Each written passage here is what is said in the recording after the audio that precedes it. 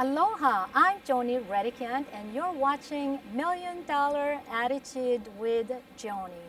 And I have a special guest with me today, a very, very special person who was recommended to me by Mr. Patrick Snow, who was our keynote speaker a few months ago at our Fames event. Jeff, how are you today? I'm great, Joni. Thank you for having me. You are welcome. It's really truly a pleasure to have Mr. Jeff Bao because he's visiting all the way from the mainland. And he's here for only a few days. So I thought, okay, I'll grab him here and so that he can share some of his words of wisdom. But first of all, Jeff, can you tell our viewers a little bit about yourself? Sure. I'm an executive and life coach, and my background stems from 30 years ago, wanting to have a bridge between management and the teams and employees and bridge the gap between the two. And so over the last 30 years, I've worked to create a system that would help to improve that, the relationship and communication between management, leaders, and teams. Wow, that's huge. But first of all, now you had mentioned that you live here in Hawaii. Yes. And then moved to the mainland. Yes. So how long you been away from home? I've been away for about 2 years. You miss Hawaii? You know, I do miss Hawaii, certain things about Hawaii, the food and the people, and but also being on the mainland gives me the opportunity to look at a different perspective from the mainland point of view and to look back and, look at the things that I took for granted here in Hawaii. That's right. And also when I'm away, I get a chance to see other things. Well, expand your horizon. Yes. Right. So while you're still young, life is too short, but make sure that you take every moment, every minute, what's out there. And that's what life is all about. Absolutely. Right. And that's why you have to have that positive attitude. And I believe you do have that. Well, thank you. And you are sharing to the world. I mean, you have this, you have a master certified life coach. So does this mean that if a person just doesn't know how to balance their life, then that's when you come in? And then can you tell our viewers, Jeff, if a person comes or a company, okay, Jeff, I have this, I don't know how to balance my life, what is your recommendation? Well, thank you, Joni. Well, first I would take a look and ask them to really take a look at all parts of their life. Take a look at all parts of your life and see if you're spending a lot of more time in one area of your life as opposed to in all areas of your life. And also what's great is to ask your spouse, your partner, or significant other, how are you doing on balance? Because generally they're very truthful and they'll share with you exactly, how your life balance is. The other thing I would recommend, Joni, to the viewers is to have a mentor or have a coach or someone that can help you and support you from the outside and to help look at your life and guide you in a direction that you would like to be so that you can be great in all parts of your life, not just one area of your life. That's right. Well, I hope that you all have a pen and paper and took some notes down because that's a really great tips that you have shared there, Jeff. I know I looked at your website yesterday and you have this graph that Yes. you have put together on you have this core value in the middle and then you have all this like different section and the pie. How are you able to balance? Now tell us a little bit about that I really like how you have in the center your spiritual, and my book, and thank you for reading. Oh, it's a fantastic book. Thank you. And how I always say, balance spiritually, physically, mentally, and emotionally. But you have a little bit more in those different sections. And I can't really remember some of them. Now, can you share us those different things that you have in there? Sure, absolutely. In our life, we spend so much time at work in our profession that a lot of time it overshadows, and our life is really composed of different areas. Our profession, finances, extreme self-care, our physical well-being, physical surroundings, self-development, and there's a whole myriad of other things involved in our life. And I believe at the core of everything that we do, our connection to our source of divine presence, whatever that may be for you, or however you define that, would be at the center of everything that we do. So that from there it spreads out into the different areas of our profession, our finances, how we view money, how we take care of ourselves, the physical, mental and emotional parts of our lives. That's great. Because again, if you can't balance and you're not able to be productive, you are a very unhappy person, right? Sure, absolutely. That's what would happen. Right, and then so you're an unhappy person, then you easily get frustrated, then you end up with high blood pressure and you get also right. Yes, We yes. want to avoid all of that because it's going to cost you a lot more, and that is why it leads to that. Do you recommend then for people that are just struggling that they should have someone to help them out, to coach them?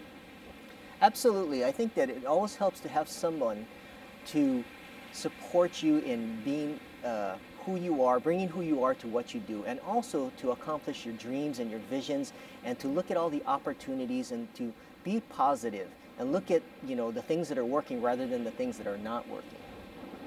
That's right.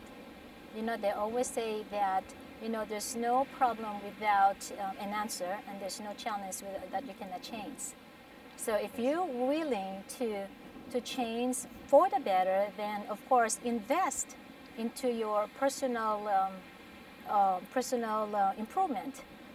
Because sometimes they always say, well, I can't do this, I can't afford this, but it's just harder later on. It's gonna cost you a lot more if you do not have the skills, right? Yes, absolutely.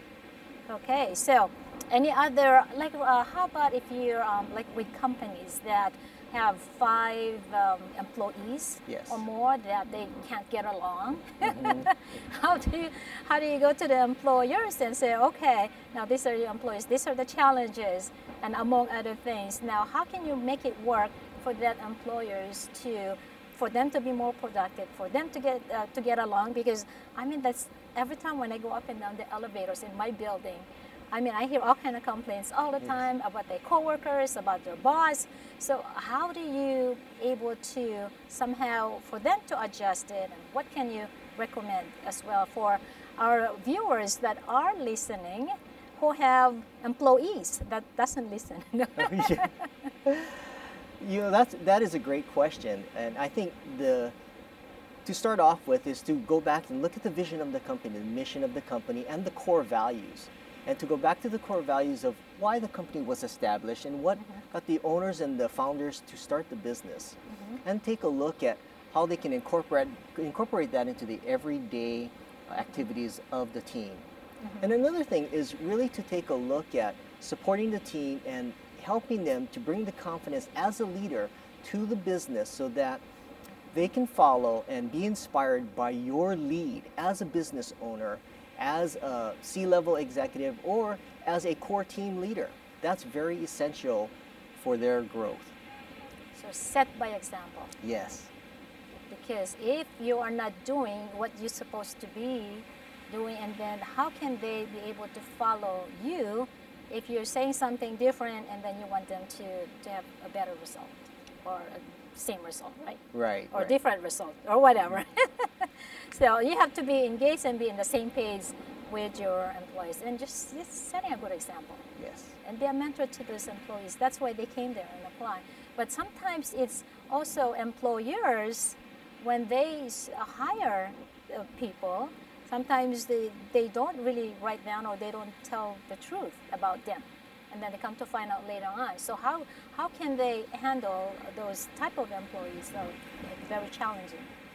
Well, I think that, it's a trial and error. When you hire people, you never know really, they could have a great resume, they could have a great interview, but until they get on the job and perform, you really see if it's a match with your company and the values that you have and the mission that you want to accomplish. Right.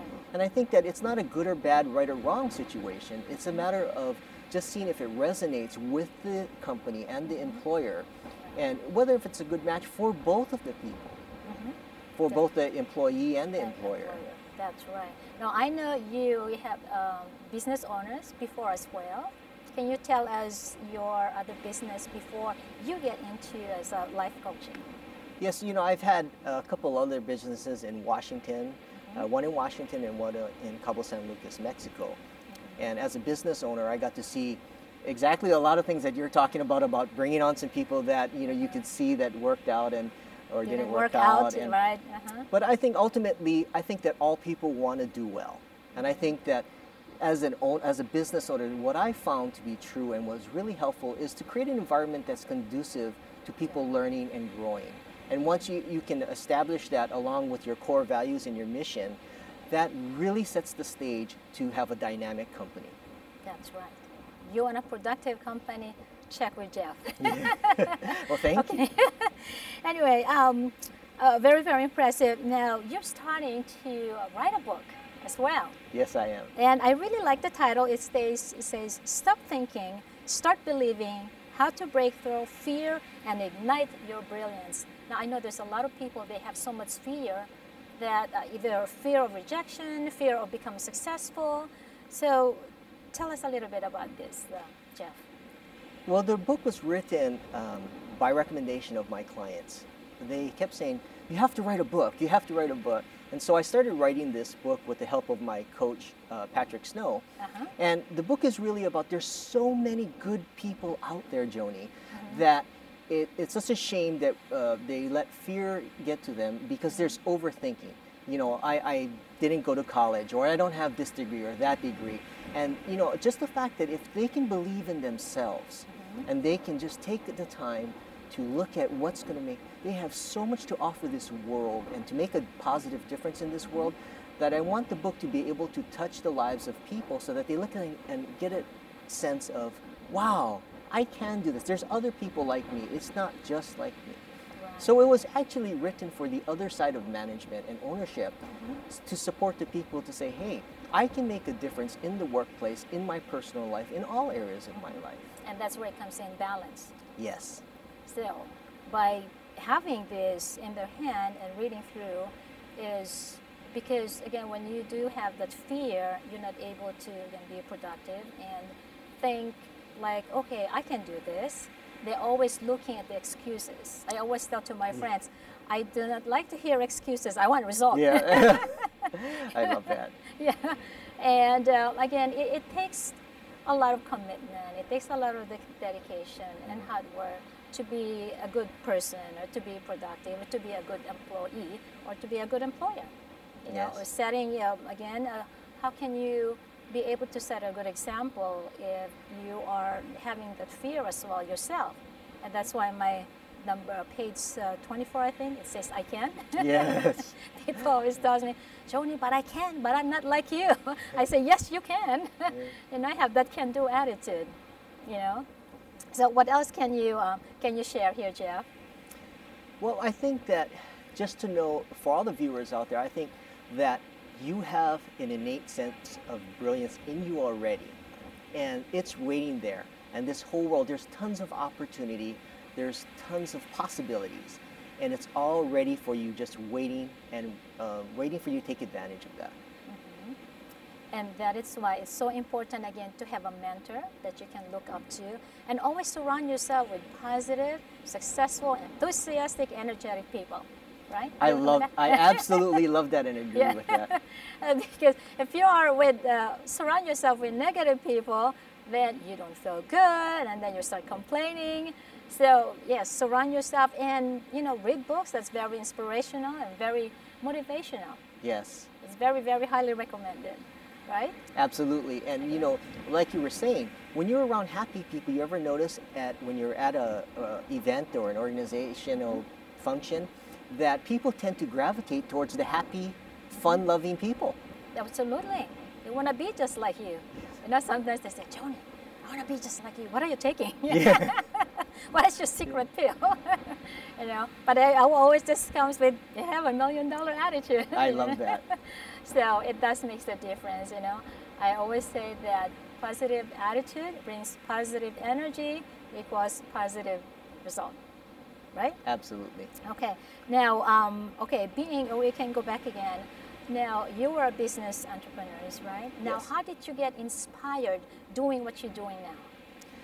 That's a great question. I got inspired. I was always looking for ways as a manager to, you know, what was the leading business, the new business wave of things, tools that to help management to grow and, you know, to always look out there. And so I was researching and doing more research, and I came across a book called The Corporate Coach by Jim Miller. And that time, before coaching was popular, it was, you know, something that was new, and it was based on, the book was actually based on complaints of what why employees didn't like their employers. And Oh. he Uh-huh. put together this book, and I Uh-huh. started getting interested, and I thought, well, coaching is going to be the new wave of how to support businesses and executives and teams and how companies could grow. And I thought, if this is something I want to get involved in, then I want to do it right. So I actually went through the formal training of getting certified and then getting master certified. And I personally feel this is one of the best tools that I have experienced in business. Wow. So how long did it take you to be certified? It took me about 2 to 3 years to be Oh, wow. master certified. Wow, really? Right. Wow. And is that in mainland? Yes, it was actually, part of it was in person and then a lot of it was online where we would have to actually record the coaching calls, and then there's a governing body called the International Coach Federation. Okay. And so we had to display the competencies within our coaching as well as create our own model of coaching and displaying the ICF competencies. So far in the past 2 years that you've been doing this, Jeff, what was the most challenging when working with the company? I think the most challenging is really supporting companies to overcome the scarcity mentality. Because of the economy and a lot of things that are going on in the news, there's a tendency to close in a bit. And I think, the challenge is really to expand and to look ahead and to envision the future, because business isn't static and the economy is not static, and we know it's going to improve. So it's trying to support them so that they can see beyond the current economy and to really look at a mode of abundance. And really to celebrate everything, to look back and acknowledge all the successes and to keep moving forward towards their vision and their goals. Right. There's a lot of people that they say, okay, I have a goal, I have a dream. They write it down, they look at it, but their action, it doesn't. So how do you? It's like, okay, I wrote it down, I looked at it, now what? So taking action, but how can you make those people to take actions? How do you push them into doing the right thing? Well, I love that, Joni, because that is a key. You're absolutely right. There's so much great people out there who had a thought, and you might have heard people say this. Oh, when they see something on TV, they go, oh, I had that idea, but they never took action. And so Right. taking action is important. But what's great about the coaching process is that there's an accountability factor. Okay. And the accountability factor is not to what's important to me, it's what's important to them. So if they want to take action and follow up, my responsibility is to hold them accountable to themselves. And so that is the difference, when they take action, is really to follow up and keep them accountable to themselves and what's important to them. Right. Because being accountable, again, it's difficult. A lot of people. I have been a manager, supervisor, and sometimes, you find that one good person, 1 out of 100, or 2 of 100. So it's like, okay, now what else can you do with the rest? Like 99%, Yes. But again, yes, having a mentor, have a coach to help you improve. But if they say, well, I can't afford it, then what else can you suggest?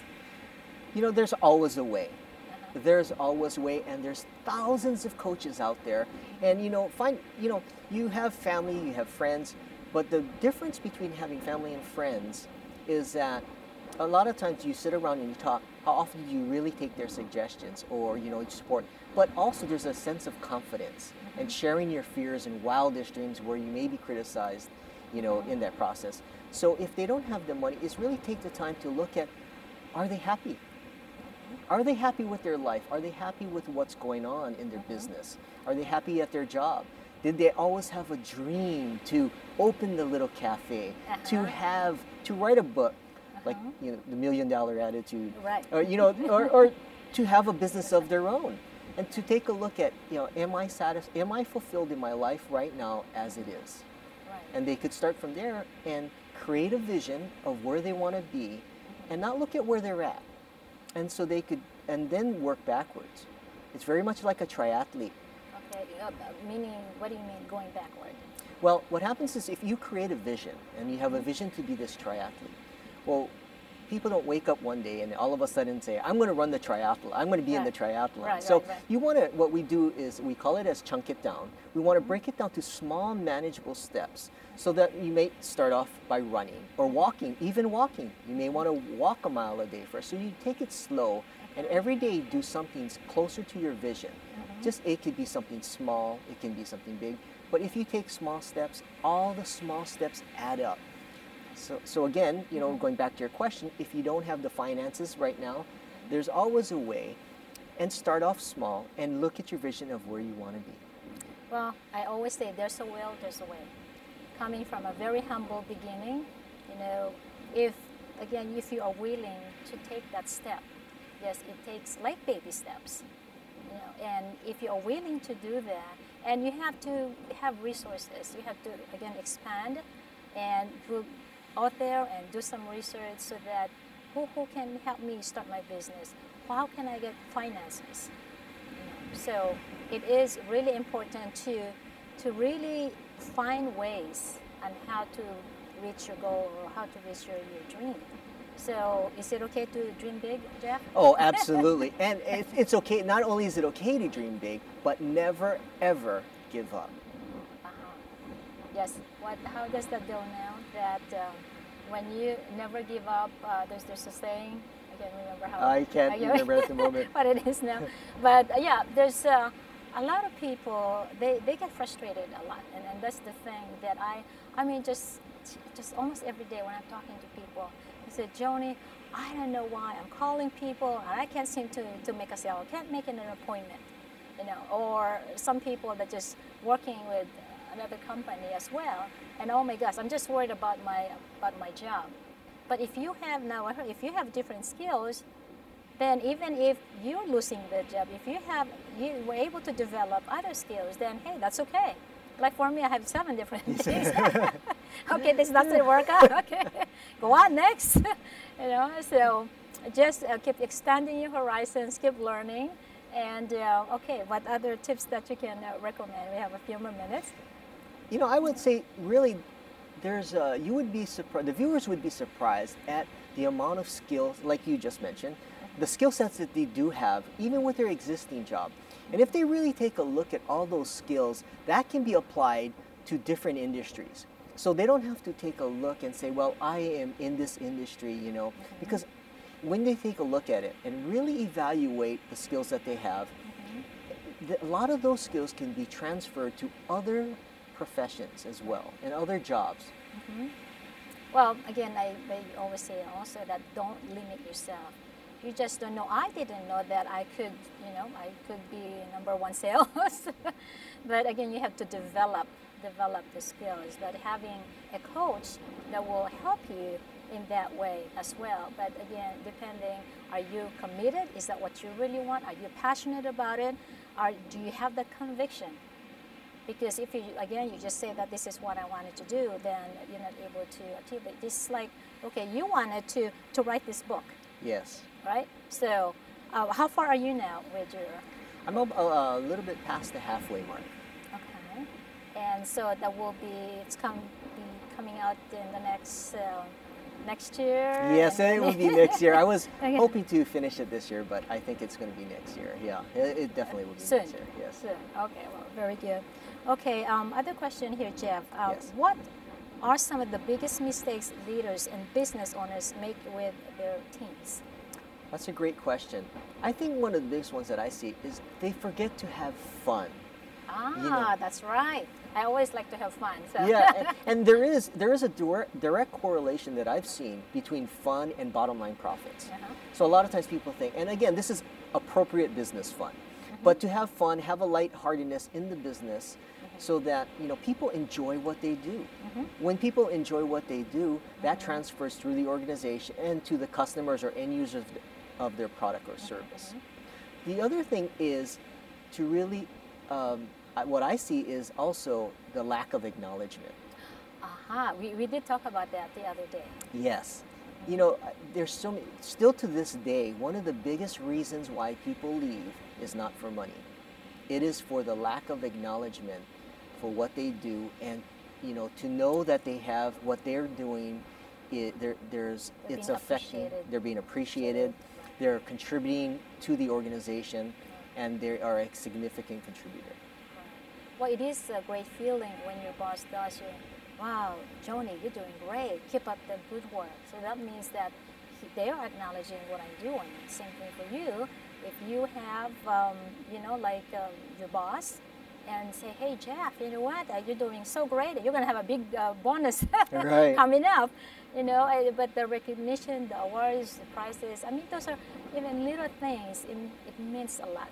Yes, absolutely. And it's something that we always, for the employers out there, recognize your employees, the hard work, because they do sacrifice their family and they are there to make your company better, right? Yes. So you give back to your employees, because like we were talking about, that a lot of employees sometimes they leave because they're not being appreciated. Yes, and one of the things, Joni, is that typically people are givers. They give, give, give, give, give. And so a lot of times what happens is they're giving so much that they burn out. Right. And so acknowledgement is a form of receiving. And so what the employers can do is help to, that process so that they don't burn out. Right. And so we recommend that, especially, hey, Thanksgiving is coming up. What a way to thank your employees, or thank even your spouse, your children. Everybody wants to be appreciated. So it will make a better world. It's really important to do that, and how, again, to stay balanced. So with spiritually, physically, mentally, and emotionally, everybody work as a team. Yes. Right? That's the way. That's the way to do it. Oh, that's right. Well, Jeff, I thank you so much. It's been really, truly a pleasure getting to know you. And thank you for visiting Hawaii again. Well, it's been my pleasure. Thank you, Joni, for having me today. Well, thank you. And we wanted to thank Patrick Snow for recommending you for us to get together. Well, again, thank you for watching $1 Million Attitude with Joni. God bless and aloha.